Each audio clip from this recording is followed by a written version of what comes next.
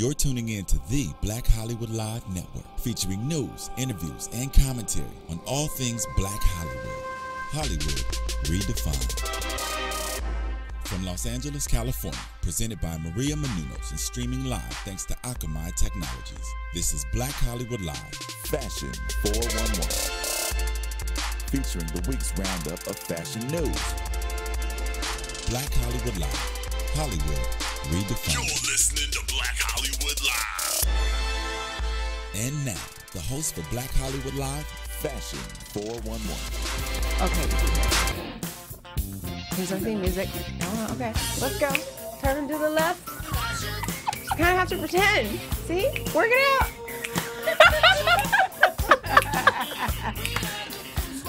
Come on, Peter. You got neck movement like it. Yeah. Because you know what, Peter? Today, you's a minority.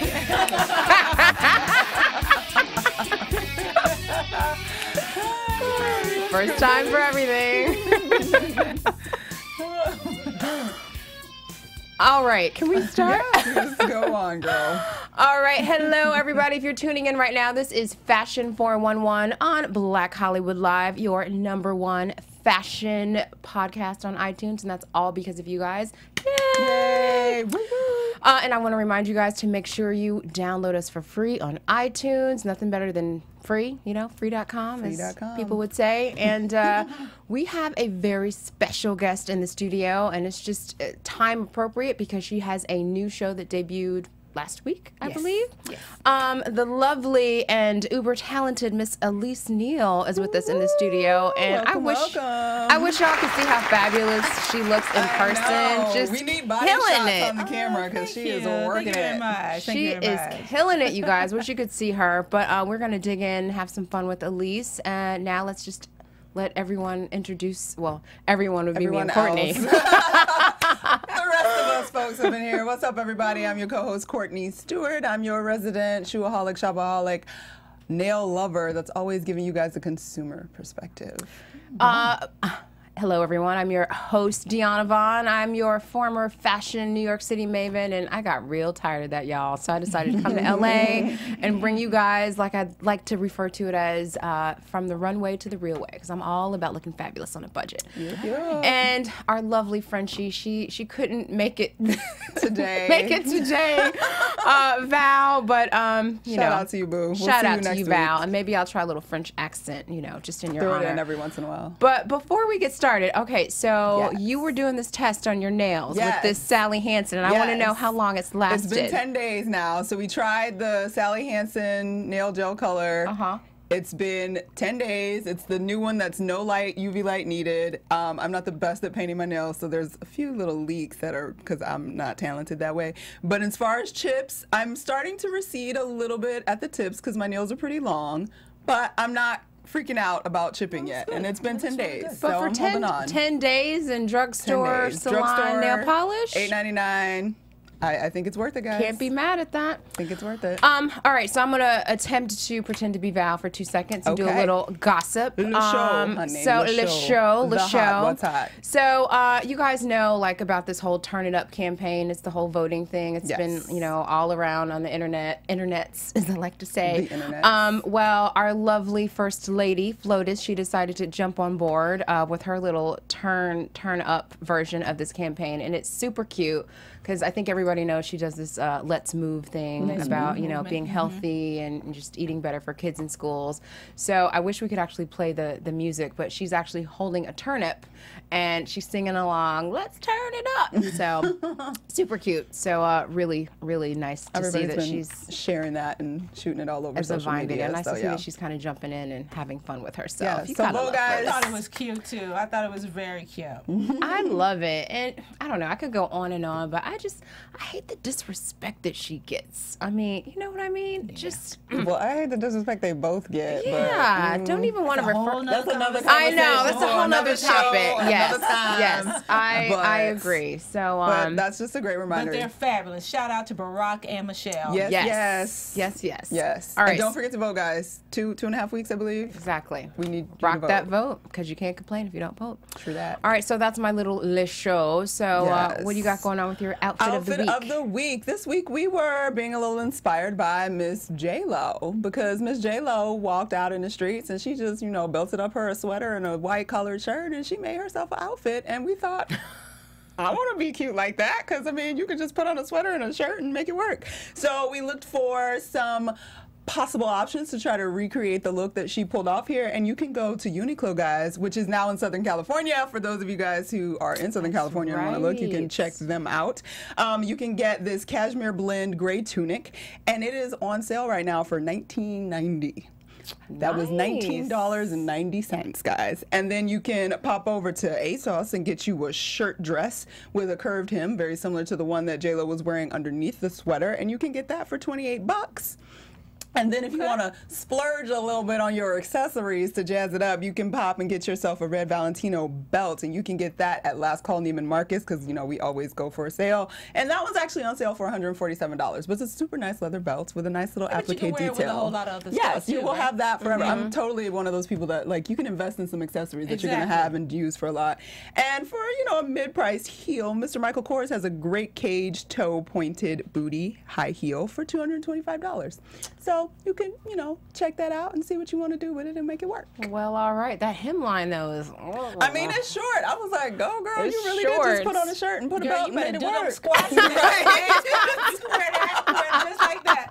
We all going to be at home like, I'm working on it. That hemline is... It's all about those squats, people. Yes, do it. But she looks great. So it's a nice, easy, real relaxed, but, chic look. I thought she looked great. Love it. And it's easy to find on a budget, Love it. Check it out, guys.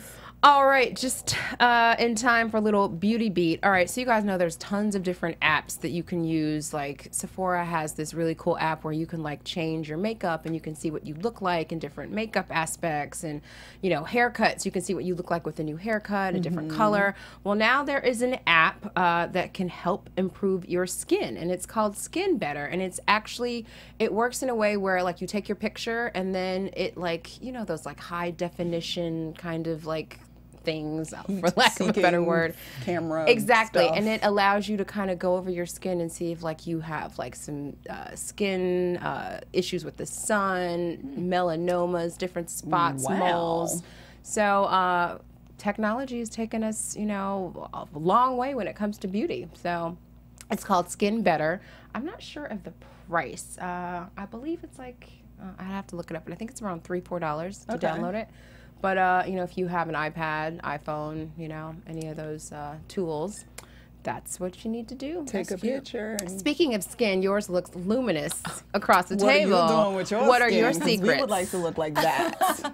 Well, first of all, this is a great app, especially in my business, because everything is high definition, HD. You want to make sure your skin is flawless.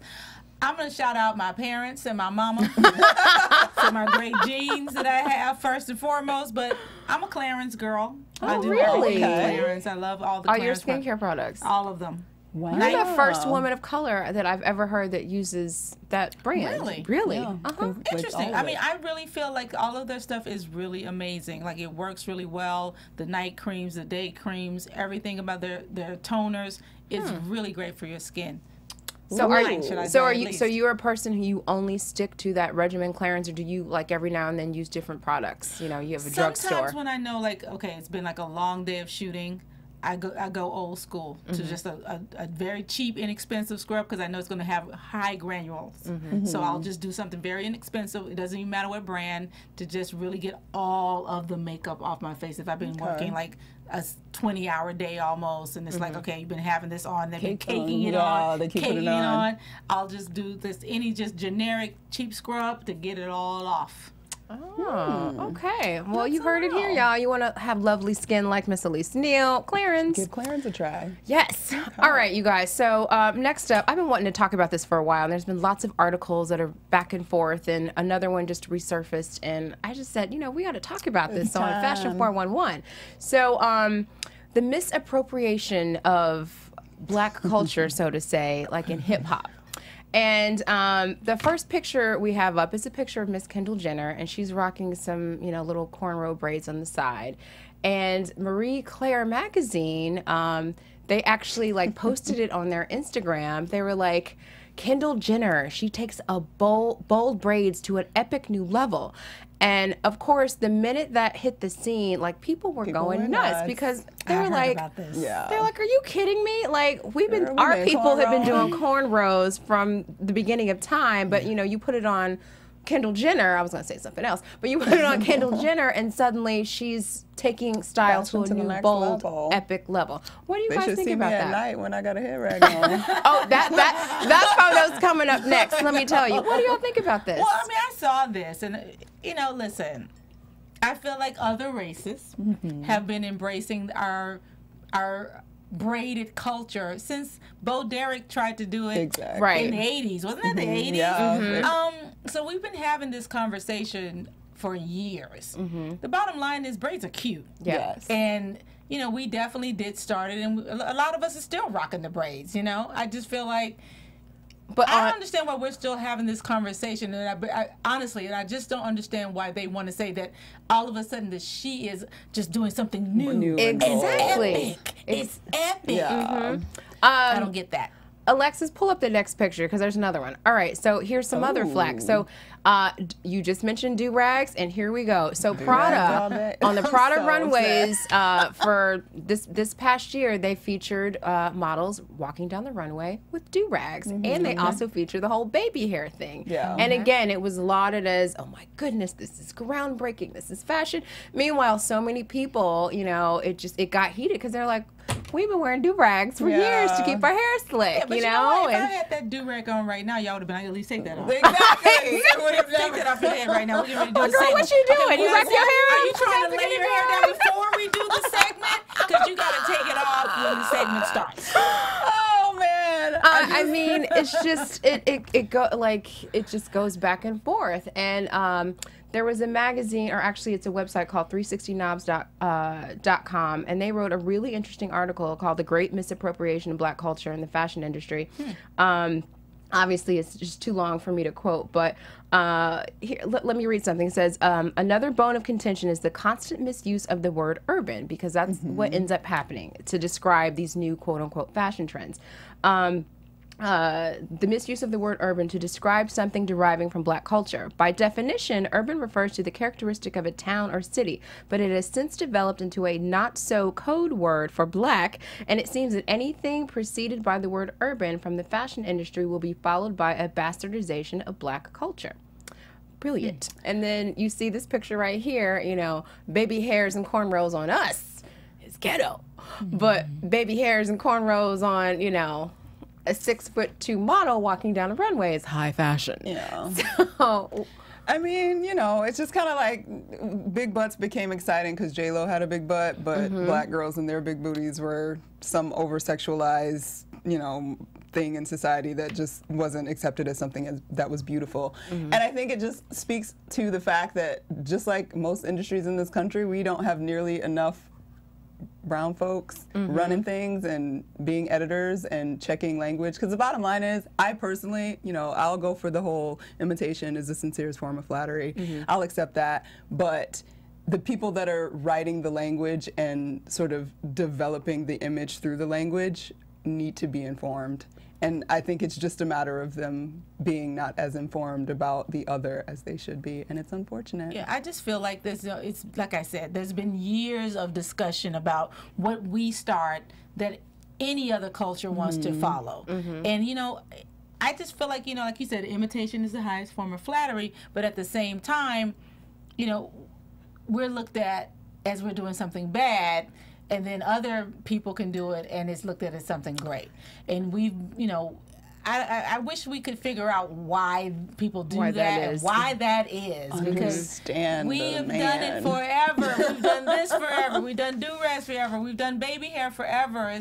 It's just part of who we are, you know. It's not a high fashion moment. It's just a moment. It's just a moment that we created, like, 65 years ago. You know, I don't understand it. Do you guys think there's any portion of that because it's like trying to understand why the other side is like, oh, I don't understand that, is one thing. But what we do to ourselves, like, would we feel comfortable in certain circles once we've graduated out of what's considered urban to be in our cornrows and our baby hairs in public and make it an acceptable form? Or would we be talking down to each other like you're, would we could we be a part of that? Very upset if I was sitting here with a do-rag on. So then we should all put on do-rags and our cornrows and just go out there and be like, and power make to it the people. I mean, just like we're kind of doing right now with the natural hair thing that's sort of taken over in the last like 5 years. It's finally sort of being an accepted, not my grandma not looking at me like, girl, why you do that to your hair no more? Like, it's sort of accepted now. So until maybe we accept it and present it ourselves, maybe? I don't know. I mean, I agree the whole, imitation, flattery thing, but sometimes there's just like, there's that fine line, because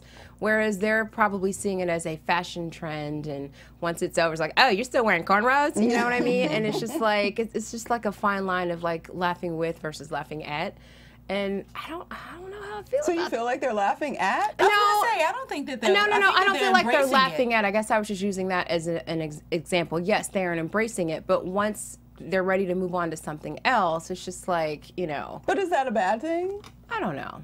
Isn't that sort of them just recycling, just like we would recycle through anything fashion, else? Like, I'm not going to wear finger waves right now. Right. But I did in 19, Right. I agree with you said earlier. I think it's all about just, recognizing where something comes from and realizing that it wasn't, Miuccia Prada who came up with this, who came up with the do-rag and said, oh my God, do-rags. Yeah, we'd all be more comfortable if they would recognize that they are copying things that we started. But see, that's the thing.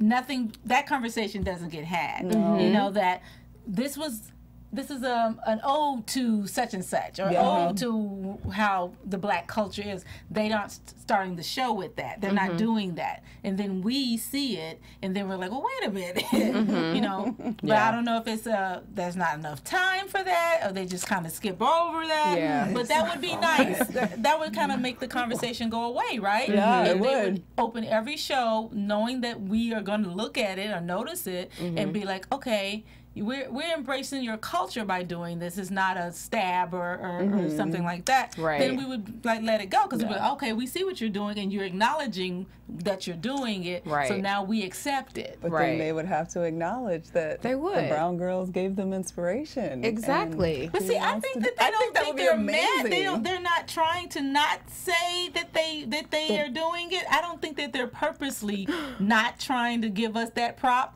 But I feel like they don't want to take the time. I think they don't want to take the time to have to open. That's a lot. They're gonna have to open the show and talk about all of what we already know first. That's what I think. I'm gonna say that first. I'm gonna say that before I say they trying I to would really like to believe that, though. I would like to like believe that really they just, they know that they go get I their like how we're saying wherever. they. They, I mean, them people out there. The other people of other races I don't out there in want the to assume world. who Shout they out to the other are. people of other races out there. Whoever The you theys are. of the world. You guys just give us a shout out in an interview. Be like, or put it on your website. Like, hey, this collection was inspired by my trip to Kenya or wherever. something. I don't know. And see, y'all wouldn't like that either. Now, come on. It becomes a conversation of what are you going to be comfortable with? True. Are they trying to not get hate mail by just not starting any conversation and then just putting on the head? And obviously we know they're embracing the culture, right? Because if they said inspired by my trip to Africa last year, wait a minute, what? Exactly. So you can't win. Can't win. That's why they call us urban. They're scared. They don't know. Are you black? Are you African Americans? Is that acceptable? What do you want to be called? I don't know. I just want to, that place where you guys kind of may be from. But seeing that picture, I mean, from Marie Claire to groundbreaking. Look at her braids. No, they it's like say epic. Epic. That's the word that's hilarious. I'm like, you're a fashion magazine, like shame on you. There was nobody to check and be like, well, we can't say that. Shame on you, It's because how many hands did that pass through before it was thought, posted and nobody saw it? Just like that political cartoon that came out with Obama and the watermelon toothpaste, guys. It's one of those things like. And is there not anyone of color working over there? That's what I was going to say. Marie Claire, that lets you know, is there someone higher up of color even over the website? I mean, well, I can not. just say from experience, having worked in the fashion industry for 12 years, meeting after meeting, I would go to like magazine houses and public. We'd go all over. I'd be the only face, out of many, when it came to having a meeting or, buy stuff, buying trips and all that. So I would, I don't know, maybe there's one person, Daisy Llewellyn, I don't know. Is she in a magazine now? She was back in the day. But yeah, so it's just like who's checking things off? And Nobody. Oh man, I don't know. I just wanted that's why to. we have social media now. We can talk about it there at least, I guess. Well, show some outrage. On from urban to You don't want to finding the oldest weave. Okay, I thought this was really interesting. So obviously weaves. Really interesting. I did. Clearly, like nowadays, everybody is, extensions and fake hair and wigs and weaves and just all different kinds of, accoutrements to make ourselves feel better and look better. But did you guys know that they discovered, let's see here, Jolanda Boss of the Arnana Project discovered the remains of the 33... Why were there remains? Remains of her weave? Let me get... Yes! Understand. Yes! Wait, hold on. They discovered the remains of a 3,300-year-old woman's head, and it was covered in weave. So... Yeah, so for centuries, women have been patting their weaves for pure aesthetic pleasure. Whether or not the woman had her hair styled like this for her burial, we never know. But it's interesting that, dating back from that long ago, that's, Ooh, honey. So whoever thought, Bronner Brothers, whoever thought y'all created the first hair weave or extension, you're wrong. I'm confused. She was dead and her weave was still. I was trying to say, so, right, she was buried. She was buried. With a weave. With a weave. And then when they uncovered her, archaeologists uncovered her, they found her. It was still intact. Yes, it was still intact. What kind of weave was that? You want to go find that hair? That's interesting. Yes, her hair was still intact. And obviously not attached to her skull. Yeah, so I mean. No hair what I'm trying to follicles. say. So there's obviously a skull. Maybe it was on a weft and it was just laying in there like. Here, let me read this. It says there was no evidence of DNA or hair follicles on it, so I guess they assumed it was. It says researchers don't know her name, age, or occupation, but she is one of hundreds of people, including many others, whose hairstyles are still intact, who were buried in a cemetery near an ancient city now called Amarna. In Egypt. And then it says the research also found that several women found in this tomb had hair extensions from others, possibly donated or traded for. Out of the 100 women studied, Boss found that hair type differed from very curly black hair to middle brown straight. Isn't that interesting? So you could get yourself an afro weave, Uh-huh. a straight weave. Wow. I mean, Wow. just when I thought it was interesting just kind of discovering, all these beauty practices that we have as women today, no matter what color you are, like where they originated from. It comes from somewhere. Wow. That's crazy. I can't. You learn something new every day. I'm trying to wrap my head around it. I'm trying to think of the archaeologist that was digging and was like, oh, that's a weave. That's weird. God. So I don't know. That's something that every woman I think can probably appreciate. But from weaves, we need to know all about you, Miss Elise Neal. Okay. So where did it all begin? Oh Lord! Whoa. Well, I was, born and raised in Memphis, Tennessee. I definitely loved being an entertainer as a young age. I started singing and dancing at 6 years old. My mom took me to my first dance class at 6. I always wanted to be the next Debbie Allen. So I left Memphis, Tennessee with my full scholarship with that mission. I started singing and dancing at college PCPA in Philly, but then moved to New York, and I've traveled all over the world doing musicals and things like that. I've worked with the great Maurice Hines on one Broadway show credit called OK.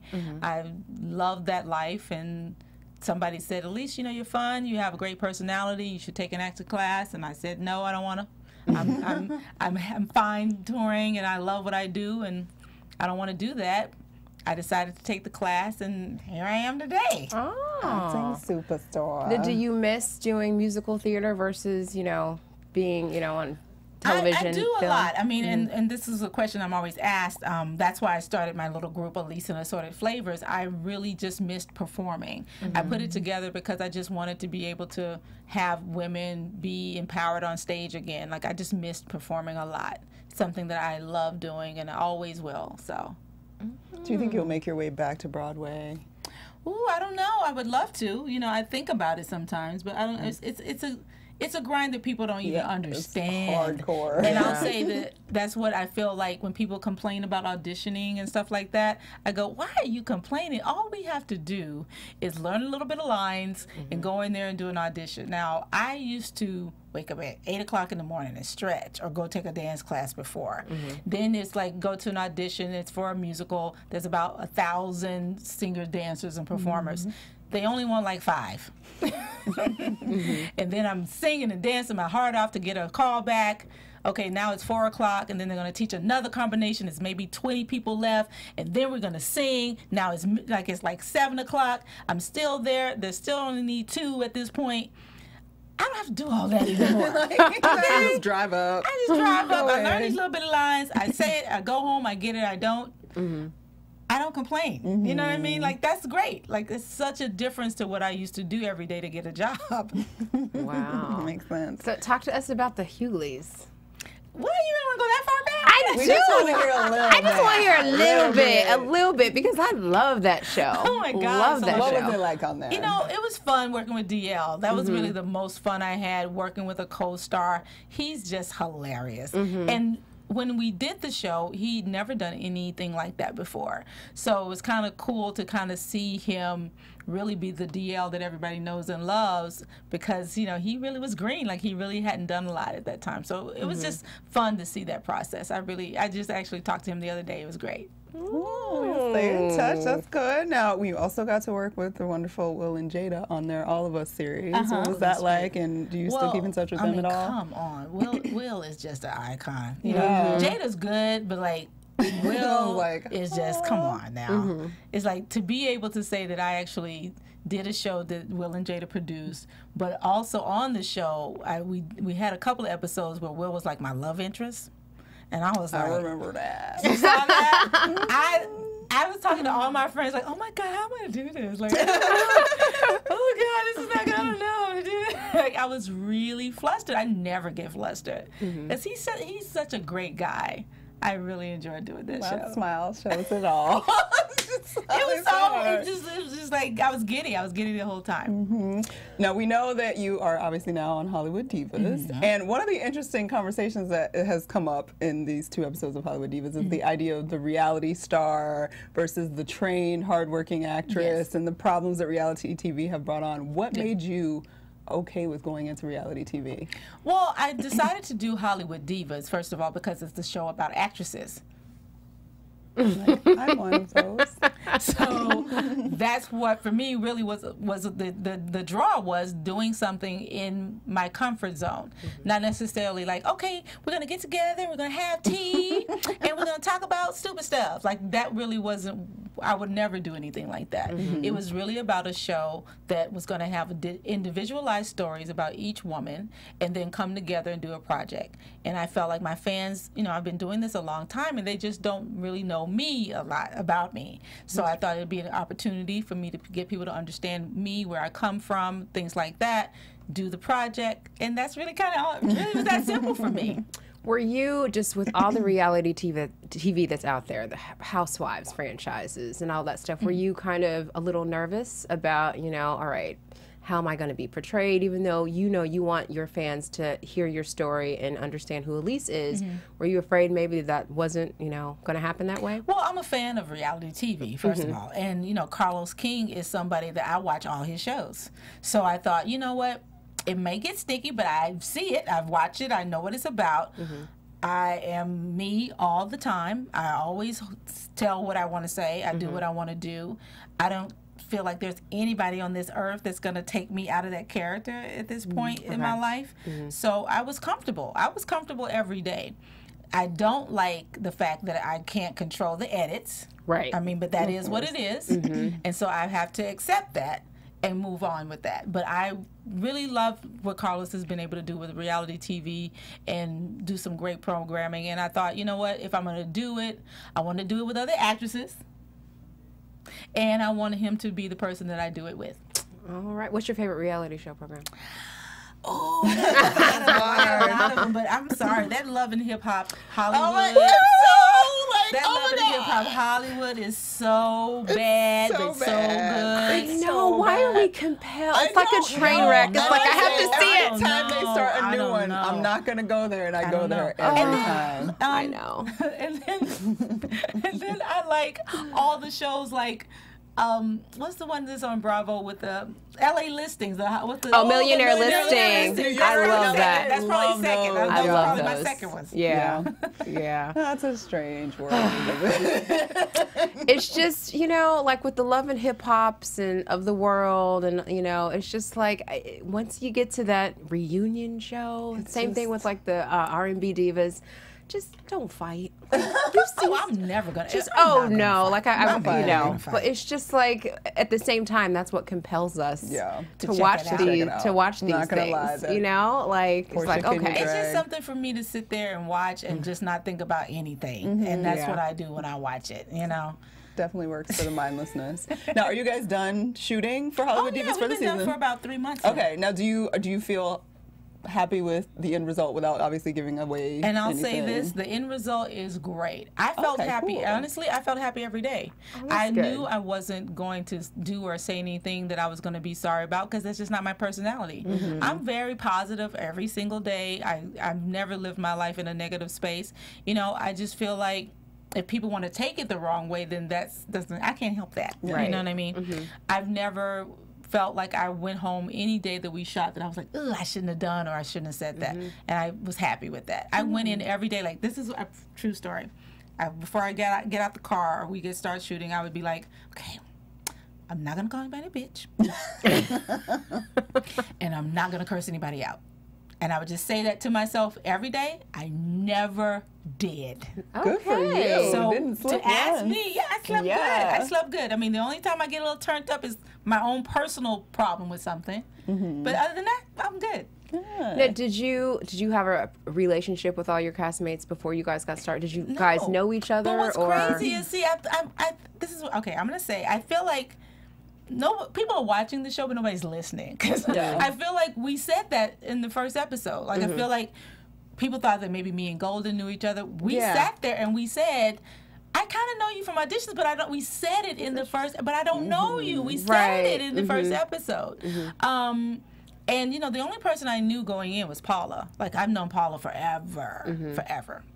So how are your relationships with everyone after the show? Were you maintaining relationships with anyone, or is it just kind of work? I have been working my ass off since we finished taping. That's a good thing. I've had like 3 projects that I've done, and now it's like all the media and stuff that we're doing to get prepped for different shows. I have a show.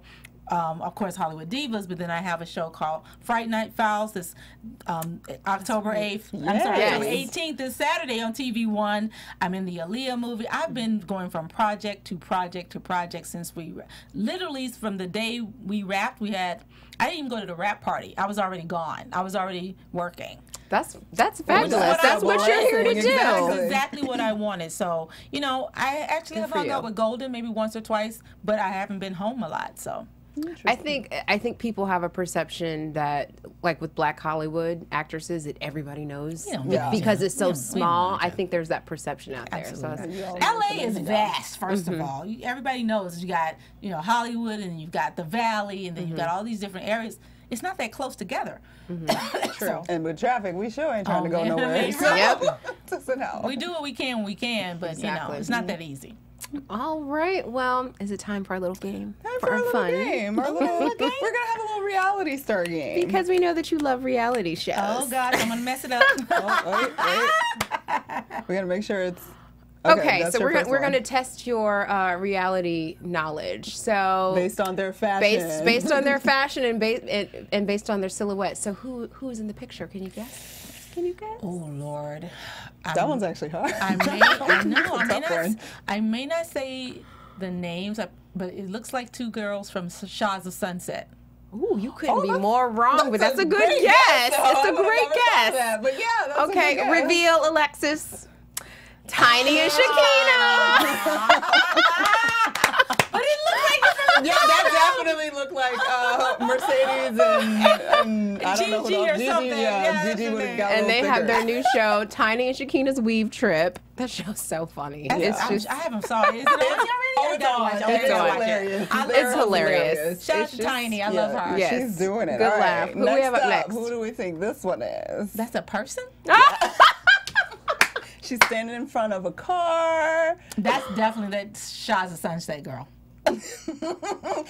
Let's have a reveal.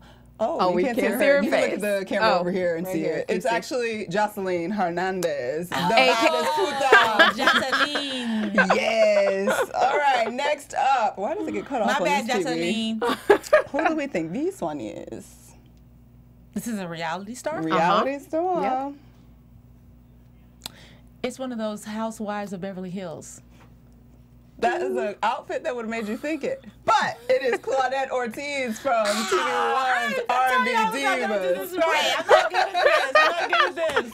All right, last one. Let's see if we can get this one. Oh my Who gosh. do we think this one is? I know the hair is blonde and the legs are brown, so. That's Cynthia Bailey. Yeah!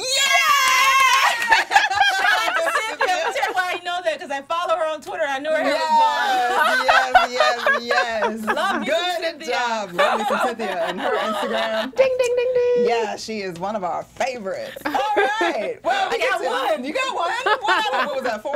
Yes. 25%. I failed the test. It's all good. We're going to move on up and we're going to play a little bit more and we're going to do a little Hot or Hot Mess this Well, I week. can see her face. Yeah, you're supposed to see I'm her supposed face to in see her, this. okay. We're going to Yes. talk about her outfit.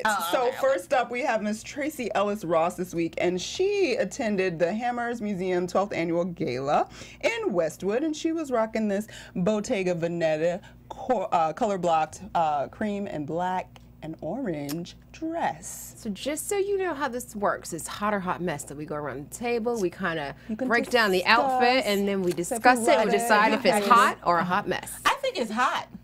I love it. I really do love this dress. I think it's really beautiful. Diona, I you love it. dissent? I'm on the fence. I just feel like it makes her look a little dated and old. I know the whole dress midi, is hot. the midi Oh, length I know really? is in. I just a little bit. I just feel like it's just. I feel like she's a little too covered up. I do like the applique, you know, of those pieces, but something about like that neckline. I don't know. I feel like it makes her look old. Yeah. I'm not crazy about it. I think it's so it's hot. fall, and It's she's hot. got these little loafer block-heeled shoes on. Looks like a Prada shoe or Yeah, something. it's so cute. I like it. I'm not crazy about Oh, it. well, 2 out of 3 means it's a hot. It's hot. It's hot. Okay, next up we have Eva Longoria. Our fellow Brown sisters were celebrating at the Alma Awards last weekend, and she was one of the hosts. And she was wearing this Emilio Pucci mini that was super bedazzled and Your super face. low cut. What do we think, guys? Now, I like it. I don't love it, but I like it. So I only have 2 choices, so I gotta say mess. But I don't hate it, but yeah. What are you not feeling about it? I like how it's color blocked. I like how it's giving me a whole lot of different pattern, but I think it's the pattern that I don't like. Something about the pattern itself. I like how it's deep V'd in the front. It's something about that particular pattern, and then where the white is placed. It's like an Right in the center. Aztec pattern. Yeah. What do you think? I actually don't like it, but I don't like it because I don't like how it fits. It looks very boxy, and I just It was don't. snug. I feel like it needed to be taken in tighter around the waist, and yeah. even in the bust, like where the arm is sort of. It looks just very wide unnecessarily, and I don't understand. It just makes her look like a sack. She's wearing a sack Got it. that they I- tape to her boobs. I couldn't agree more. I'm on the same page. I wanted to make the same comment. It looks very boxy, almost like it's just a sweater dress kind of. I always and thought that's how it's supposed to be. I mean, I assume maybe, but I don't. But it's so heavy because it's beaded and sequins dazzled. and It beads, just something yeah. doesn't go. I don't know. Maybe Yeah. I want her to be sexier, and I like the I in feel the like if her waist. waist was nipped in a little bit more, like it would have worked. But yeah, she just kind of looks like a block. Now looking at it again, I'm thinking, okay, she's got a ponytail. I can't see. Yes, over here. But it's like a messy ponytail. It's like a messy ponytail. Like if she would have given you one of those snatched Kim K, just pull back high ponytails, like to me that would have maybe pulled it together more. You know what I mean? I don't know. It would have sold it better. Like if she had a high ponytail just snatched instead of the like I'm soft and which is kind of making us all it's like boxy. Yeah. But if it was snatched up top, And I think I want it shorter actually, but that's just me. Because she's little. Yeah, and it wouldn't have been very distasteful. petite. So I think it could have been shorter.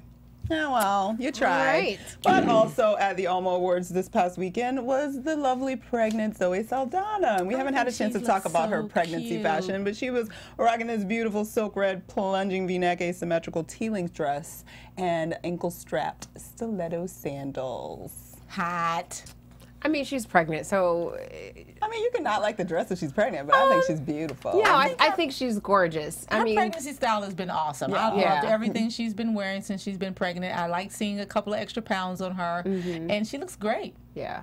Because you know how some women, like, they just, they're just all belly and they can just wear something form-fitting. I have a feeling she doesn't have that type of body type, with her pregnancy. So I think she's working it. The color's great, and she looks good. And I agree. I kind of like the pregnancy weight in her face. She looks softer, and I think she looked fabulous. All right, we're going to close it out this week with one of our Style Watch nominees from a few months ago, Miss Zendaya Coleman, and she was at the 2014 Princess Grace Awards wearing, we went past it, but it was a Vivienne Westwood black and gray ball gown with a new short bob. I know her hair is very different. I love it. Hot. She's been working this bob for a couple of awards shows. I've seen it, but yeah, she looks hot.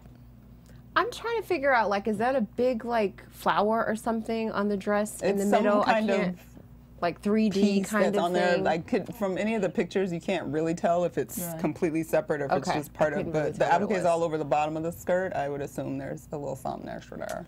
I feel like it's a little busy. I don't know. There's something. I don't know. It's very Vivienne Westwood. We've had this debate before about Zendaya specifically, that we feel like she's been kind of pushed into high fashion because she's super young. Yeah. And she's got this 5'10" frame and she's perfect model type for this stuff. And some of the stuff, it's amazing. And then sometimes it feels like she's kind of not selling it herself because she's not that empowered yet. Exactly. I feel like this overweighs her a little bit, but the dress is just beautiful to me. The dress is It's beautiful. just beautiful. And, I mean, come on. I feel like the dress is wearing her, though.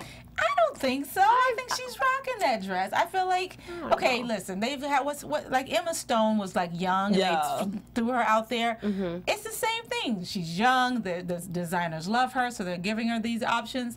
I think she looks great, and I think she's rocking it. I think she's doing a great job of it. I like it. I think it's hot. And I think I like it. I think it's hot. I like it. I think it's hot. She's at the Princess Grace Awards and she looks like a princess. We should keep it. So we're going to give it 2 out of 3. All right, so we're going to close it out this week with our Style Watch Instagram Fashionista of the Week. And we have at the only Skinny Bish, y'all. And you can find her at Skinny Bish 2.0 online with her blog. And she is in Toronto. She is a native of New York and Cameroon. And she is always wearing her African-inspired prints. She loves color. She loves coats. And she is a curvy girl that will rock a pencil skirt all day, every day. So if you're ever looking for some patterns or some colors you haven't thought of in a pencil skirt, you can look at her Instagram and find almost everything on there. And I am loving these African prints these days. The prints are gorgeous. God. And she's got so many gowns in African prints that are just gorgeous on her site. So check her out on Instagram at the only Skinny Bish, and you can find her Skinny Bish 2.0 on her blog. Well, all right. That's our show. That is it. Thank you to Elise Neal. We have to have you back so you can talk about some more stuff because this was so much fun. You did I love tons it. of fun. I love So much fashion, fun. so this is absolutely great for me. Thank you, guys. So much fun. Well, tell everybody where they can find you, what you have coming up. Tell us. Well, like I said, this Saturday, Fright Night Files airs on TV1. Check your local listings. I know it's different for different area codes and everything. So it's it's a character I've never played before. Everybody's going to be very scared and excited to see me play this. And you can find me on Twitter at @TheRealNealE, and you can find me on Instagram at @TheRealNealE. I have to ask you, since you're playing this scary character, what are you going to be for Halloween? I don't know yet.